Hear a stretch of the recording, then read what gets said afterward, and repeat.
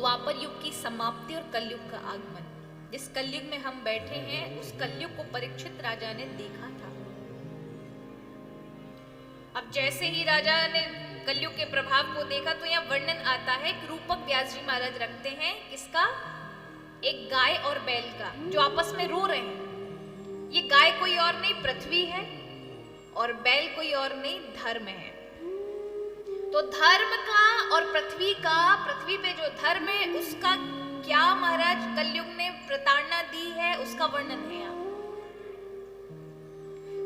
तो धर्म और पृथ्वी कहते हैं कि इंसान के 3 प्रकार के दुख होते हैं जिससे व्यक्ति दुखी होता है, काल, कर्म और स्वभाव। काल से माने कभी बुरा वक्त आ जाता है, समय महाराज बड़ा, आप अगर बढ़ रहे हैं तो फिर समय आपको बहुत आगे तक बढ़ाते जाएंगे, पूरी दुनिया आपके साथ लग जाएगी, और जब आपका बेकार समय चल रहा है तब हर कोई हट जाएगा। तो ये समय की अग्नि है। किसी ने अग्नि से पूछा आप जलाती हो कि बुझाती हो? अग्नि ने कहा पहले ये बताओ। किसी ने हवा से पूछा कि तुम जलाती, क्या तुम बुझाती हो या जलाती हो?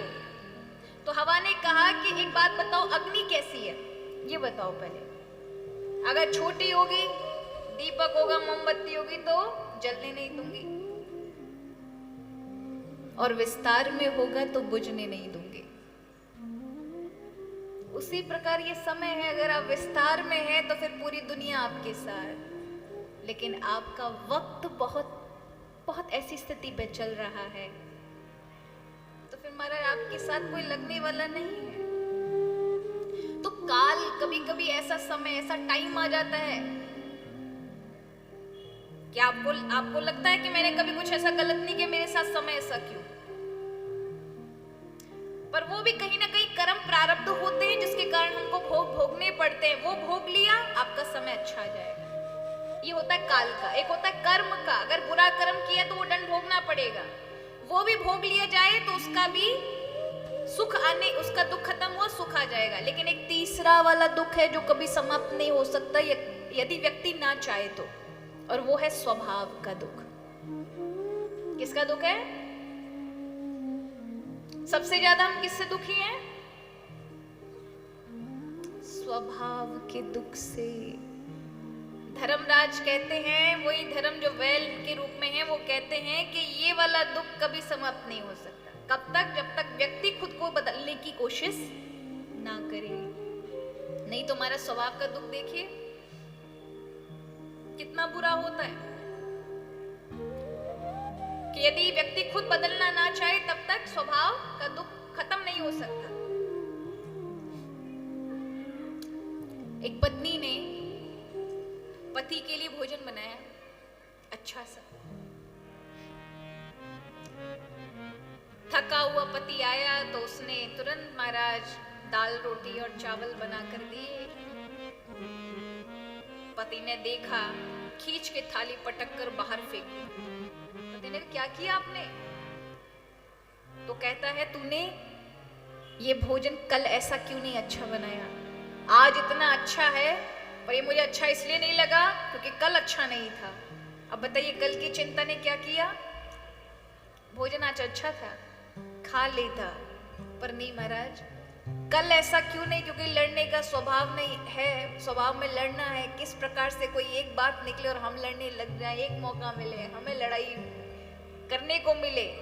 और सबसे बुरी बात है कि हम वो जोर केवल और केवल अपनों पे चलाते हैं, बाहर वालों पे नहीं चलता। हमको पता है बाहर वाले कैसे हैं, झेलेगा नहीं कोई भी।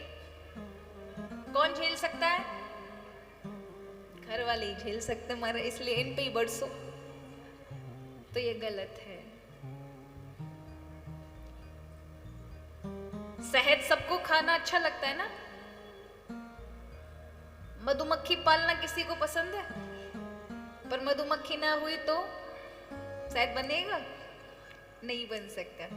लेकिन मधुमक्खी कोई पालना नहीं चाहता। क्यों नहीं पालना चाहता? मधुमक्खी के अंदर ऐसा क्या है? डंक मारती है। आपके काम शहद के हों, आप खूब शहद जैसे काम करते हो, लेकिन बात बात पर डंक मारने का काम करते हैं। तो लोगों को पसंद नहीं आएगा। लोग आपके किए हुए सेहत के काम भूल जाएंगे, सिर्फ डंक को याद रखेंगे।